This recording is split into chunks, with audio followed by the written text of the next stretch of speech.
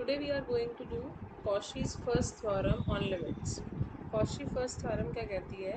If a sequence an converges to a and bn, हम इससे एक sequence बनाएं. किस टाइप की sequence है वो? अगर हम bn में nth term of this sequence is equal to n terms of this sequence an वो आपस में add हो और फिर divided by n. अगर हम इस टाइप से एक सीक्वेंस बनाते हैं bn, then this bn sequence will also converge to a.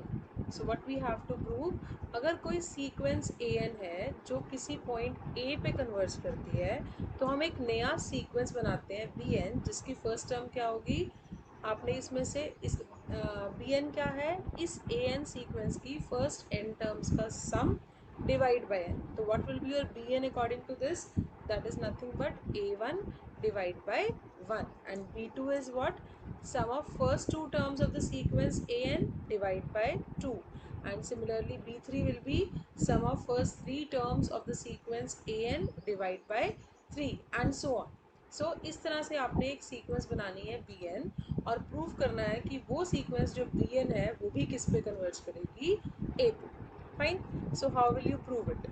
सबसे पहले हमें गिवन क्या है, an is a sequence which converges to a. तो हम एक नया सीक्वेंस बनाते हैं इससे, that is cn which is nothing but an minus a. मैं cn की कन्वर्जेस चेक करूँ कि ये सीक्वेंस कन्वर्ज करता है कि नहीं, तो means I have to find out its limit. Limit वैसे भी तो निकाल सकते हैं ना हम. हमें पता है कि इन दोनों सीक्वेंसेस की लिमिट क्या है. an converges to a, so limit of this sequence is a and a also converges to itself. ये तो फाइनाइट नंबर ही है यहाँ पे बाई चांस, तो a माइनस a क्या आ जाएगा, 0. It means the sequence cn which we have created, that sequence converges to 0. जो cn हमने बनाया वो सीक्वेंस किस पे कन्वर्ज कर रहा है, 0 पे. फाइन. अब हमें bn की बात करनी थी. bn क्या था? bn is nothing but a1 plus a2 and so on up to an divide by n. a1 की वैल्यू अगर मैं cn की मतलब ci's की फॉर्म में रिप्रेजेंट करूं तो a1 यहाँ से क्या आएगा, cn क्या है हमारा, an minus a. So what will be your c1, that is a1 minus a. So what will be your a1, a1 is c1 plus a. ठीक है, तो substitute the value of a1 here, that is c1 plus a. Similarly अगर मैं a2 की value निकालूंगी तो वो क्या आएगी, c2 plus a and so on up to an की वैल्यू क्या है, cn plus a whole divided by n. So now what is this? It is nothing but अगर मैं ci's को इकट्ठा कर लूँ, it is c1 c2 up to cn divide by n plus a plus a how many times, जितनी ये terms थी. कितनी टर्म्स थी ये, a1 से लेकर an तक, n terms. It means this is a plus a n times. So what will you get, c1 plus c2 up to cn divide by n plus n a जो है वो n times add हो रहा है तो it is na by n. So n क्या हो गया, cancel out. So finally what we get, bn is equals to c1 plus c2 plus so on up to cn divide by n plus a. अब मुझे prove करना है कि ये जो bn सीक्वेंस है वो a पे कन्वर्ज करती है. अगर a पे कन्वर्ज करना शो करना है तो now it is sufficient to prove that this sequence converges to 0. जो ये हमारी टर्म है ये किस पे जा रही है, 0 पे. ये प्रूव करना है मुझे. ठीक है, ये 0 पे जा रही है, इसका मतलब मुझे क्या प्रूव करना है कि c1 plus c2 up to cn हर एप्सिलॉन के corresponding I can find out a natural number m such that this value minus 0 should be less than epsilon for all n is greater than equal to m. अगर मुझे ये show करना है कि ये जो सीक्वेंस बनेगी ये 0 पे कन्वर्ज करती है तो मुझे क्या प्रूव करना है कि हर एप्सिलॉन के लिए हम एक ऐसा natural number m find out कर सकते हैं such that the distance between these two is less than epsilon for all n is greater than equal to m. Now अब मुझे ये प्रूफ करने के लिए कि bn जो है वो a पे कन्वर्ज करता है, क्या प्रूफ करना है कि जो ये सीक्वेंस बन रही है दिस शुड कन्वर्ज टू 0, और इसको 0 पे कन्वर्ज करने के शो करने के लिए we have to prove this should be less than epsilon for all n is greater than equal to m. So now we take this term mod of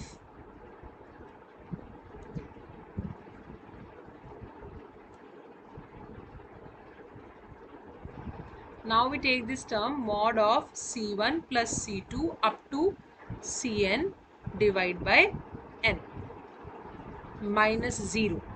ये चीज़ किसके इक्वल है? mod of C1 plus mod of C2 and so on up to Cn divide by n.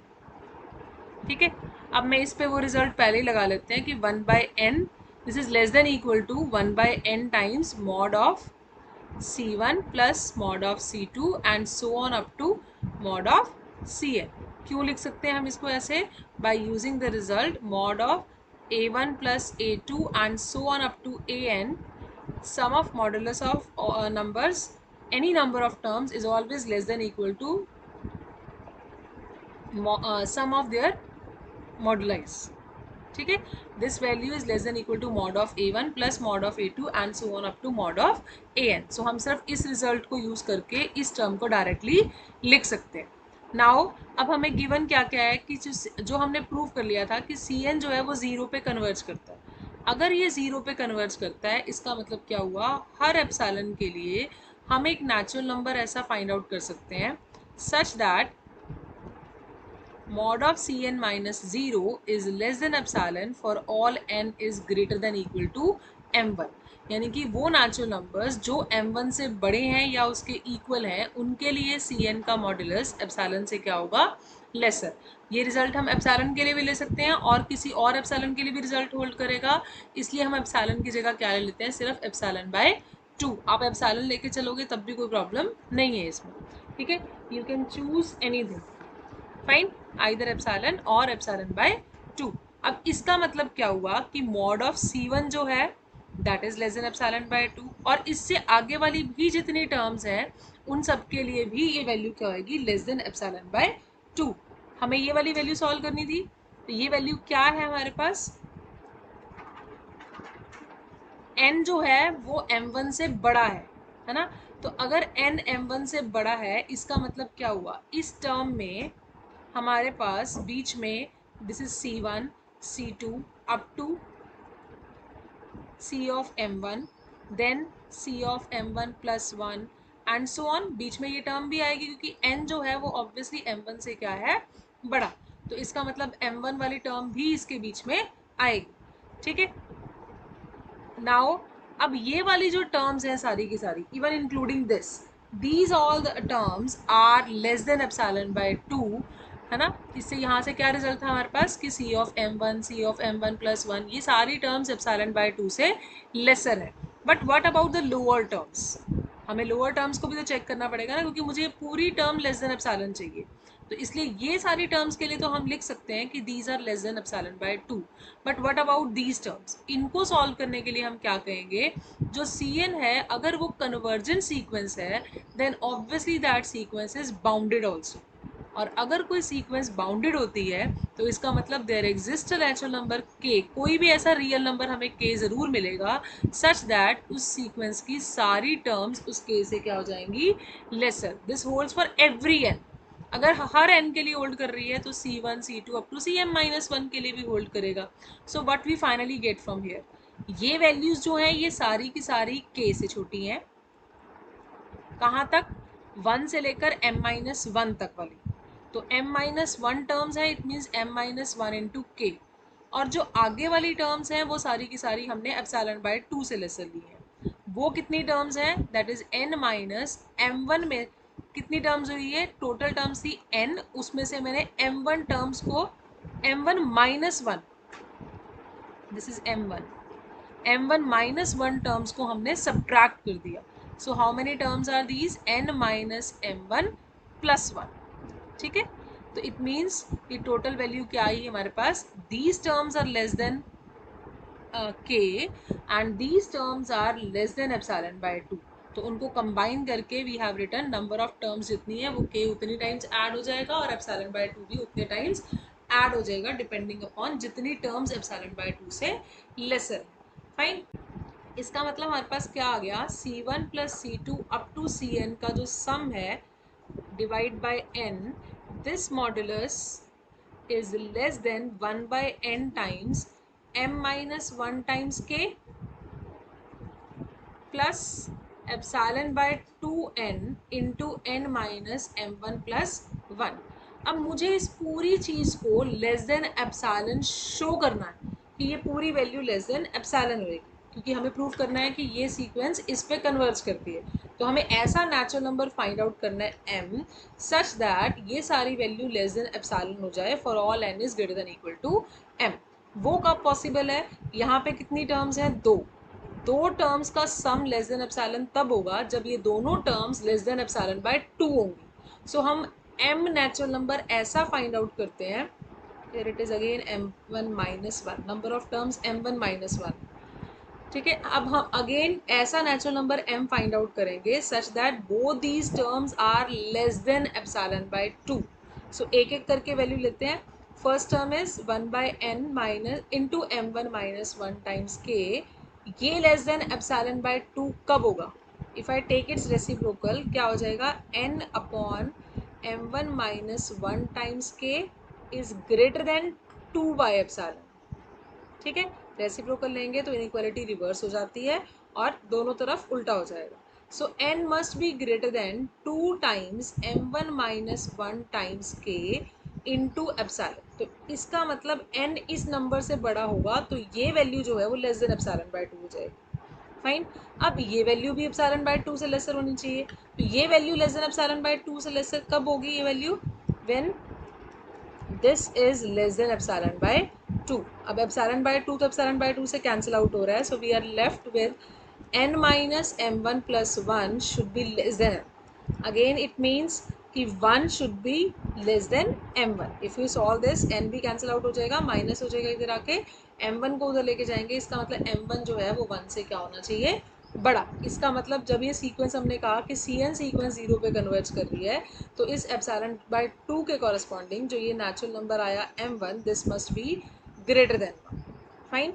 तो अब हमारे पास natural number की बात करिए ना, तो यहाँ पे हमारे पास ये नेचुरल नंबर ग्रेटर देन 1 आना चाहिए। तो नेचुरल नंबर्स तो ग्रेटर देन 1 होते ही हैं।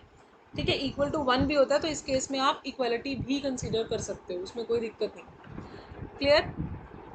Clear up to this? Yes. Yes. ठीक है, अब हमें क्या मिल गया कि ये कंडीशन तो होल्ड करेगी, n इससे भी बड़ा होना चाहिए। ऑब्वियसली ये रिजल्ट जो हमने प्रूव किया था ये किसके लिए होल्ड करता था? When n is greater than equal to m के लिए, m1 के लिए। इसका मतलब जो मुझे m चूज करना है वो क्या होना चाहिए? That must be maximum of the two, m1 भी और 2 टाइम्स m1 माइनस 1 इंटू के बाई एप्सिलॉन से भी क्या होना चाहिए? बड़ा। क्योंकि जो n इनसे बड़ा है और इससे बड़ा है, m1 से बड़ा है, उनके लिए ये दोनों रिजल्ट होल्ड कर रहे हैं और ये वैल्यू भी लेस देन एप्सिलॉन बाय 2 आएगी, ये भी लेस देन एप्सिलॉन बाय 2 आएगी। तो ऑब्वियसली अगर मैं इन दोनों से बड़ा नंबर चूज करूंगी तो उनके लिए ये दोनों रिजल्ट होल्ड करेंगे। एक रिजल्ट एक के लिए होल्ड कर रहा है, इसके लिए होल्ड कर रहा है, एक रिजल्ट इसके लिए होल्ड कर रहा है, तो इन दोनों से जो मैक्सिमम नंबर होगा उसके लिए तो दोनों रिजल्ट होल्ड करेंगे। So it means total value is less than epsilon if and only if n is greater than equal to this natural number m। और ये मैक्सिमम वाली चीज़ हम मैक्सिमम थ्योरम्स में यूज़ करते आए, क्वेश्चंस में भी यूज़ करते आए, है ना? तो इसका मतलब क्या हुआ? Finally what we get, c1 plus c2 up to cn upon n minus 0 is less than epsilon for all n is greater than equal to m, where m is what? M is maximum of m1 and 2 times m1 minus 1 times k upon epsilon। ठीक है, so it means कि जो C n plus C two up to C n sequence हमारे पास बना ये किस पे कन्वर्ज करेगा? ज़ीरो पे। और अगर ये ज़ीरो पे जा रहा है तो बी एन किस पे जाएगा? ए पे। And this you have to prove. Now there is a remark that converse of the other above theorem is not always true. इसका मतलब क्या है? कन्वर्स जो है अबव थ्योरम का वो ट्रू नहीं होता हमेशा। पहले तो कन्वर्स बनेगा क्या?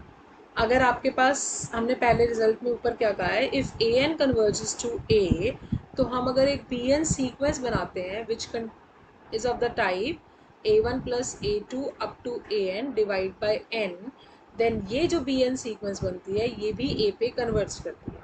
But now if you have a sequence of this type, A n कोई भी सीक्वेंस है, वो कन्वर्जेंट है या नहीं हमें नहीं पता, बट ऐसा नहीं है कि अगर हम ए एन से एक सीक्वेंस बनाते हैं बी एन, अगर वो किसी पॉइंट पे कन्वर्ज करती है तो ज़रूरी नहीं है ए एन भी उसी पॉइंट पे क्या करे, converge. This is the converse. ठीक है. And how will you check this? If I take A n as a sequence minus one raise to power n और उससे मैं बी एन सीक्वेंस बनाती हूँ, तो बी एन सीक्वेंस क्या बनेगी? पहले तो बी वन क्या होगा? That is nothing but minus one by n. If I take B two that is equal to A one की वैल्यू कितनी है? Minus one. और ए टू की वैल्यू कितनी है? One divide by two. Sorry, it should be one. ठीक है, N की वैल्यू वन थी ना, अब यहाँ पे टू पुट कर दिया. Now it is minus one plus one is zero. It mean second term is zero. If I talk about third term, that is minus 1 plus 1 minus 1 divided by 3. Again 1 cancel out, so we are left with minus 1 by 3. If I talk about fourth term, that is minus 1 plus 1 minus 1 plus 1 divided by 4, which is again equal to 0. It means what is your bn finally? Bn sequence इससे बनी क्या? This is nothing but if n is odd, then value is minus 1 divided by n. क्योंकि अगर third term थी तो three था, first term थी तो वन था, है ना. ऐसे फिफ्थ टर्म होगी तो फाइव आएगा. And if n is even then the value is zero. And you can see ये सीक्वेंस भी ज़ीरो पे कन्वर्ज करती है और ये टर्म भी ज़ीरो ही है इवन वैल्यू में. इसका मतलब क्या हुआ? B n converges to zero. But we all know that minus 1 raised to power n is a sequence which never converges. It's an oscillatory sequence. ठीक है. इसलिए ये ज़रूरी नहीं है कि अगर कोई सीक्वेंस का n टर्म्स का सम डिवाइड बाय n करके कोई सीक्वेंस अगर कन्वर्जेंट आ रही है, then it is not necessary that an sequence also converges. Now there is one more result. That is, if an is a sequence of positive terms converging to a which is greater than 0, then bn अगर हम एक sequence बनाएं which is of the type product of first n terms of this sequence raised to power 1 by n. It means जो b1 होगा वो क्या होगा? a1 raised to power 1 by 1, इसका मतलब 1. And b2 is nothing but a1 into a2 raised to power 1 by 2, and b3 is nothing but a1 into a2 into a3 raised to power 1 by 3 and so on. So जो इस type का sequence बनेगा वो भी उसी point पे converge करेगा जहाँ ए एन सीक्वेंस क्या करता है? Converge. Now how will you prove this? To prove this result, we again consider a new sequence. एक नया सीक्वेंस बनाते हैं Cn which is equals to log of An. ठीक है. अब अगर ए एन सीक्वेंस ए पे कन्वर्ज कर रहा है, then what is the limit of this sequence C n? This is log of A n. It means it is not, it is obviously equal to log A. तो it means C n sequence converges to log A. Fine. Now by Cauchy's first theorem we can say that this sequence converges to log a, then C1 plus C2 up to Cn जो नया sequence अगर हम CIs को use करके बनाते हैं, then this sequence will also converge to log. ठीक है. अभी हमने प्रूव किया कि अगर एक सीक्वेंस किसी नंबर पे कन्वर्ज करता है तो उस सीक्वेंस की फाइनाइट नंबर ऑफ टर्म्स का sum divide by n also converges to the same point. Fine. Now we can write it as, अब CIs की वैल्यू पुट कर दो. C1 is nothing but log of A1, C2 is nothing but log of A2 and so on up to log of AN is equal to log A. Fine. Now what is this? It is equals to limit n approaches to infinity 1 by n times log में अगर ऐसी terms addition में हो तो वो product में आ जाती है. That is A1 A2 up to AN equal to log A. It means अगर ये टर्म इसके लॉग के आगे है तो ये पावर में चली जाएगी.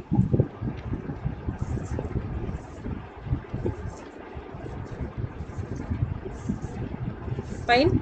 So if I apply exponential on both sides, or you can say if log of this converges to log a, then obviously a1 into a2 up to an raised to power 1 by n converges to a. ठीक है. So this is nothing but bn. ये क्या था हमारे पास? bn. इसका मतलब जो bn sequence है वो कहाँ कन्वर्ज कर रही है? a पे. And this you have to proof. Now let's do some examples. First question is, show that limit n approaches to infinity 1 plus 1 by 3 plus 1 by 5 and so on up to 1 upon 2n minus 1 upon n is equals to 0. मतलब you have to show that this sequence जो हमने बनाया 1 plus 1 by 3 plus 1 by 5 and so on up to 1 upon 2n minus 1 upon n, ये sequence converge करना चाहिए 0 पे. इस sequence को 0 पे कन्वर्ज करने के लिए मुझे सीक्वेंस वो फाइंड आउट करना है जिसकी n टर्म्स का सम ये है और उसको n से क्या किया हुआ है, डिवाइड.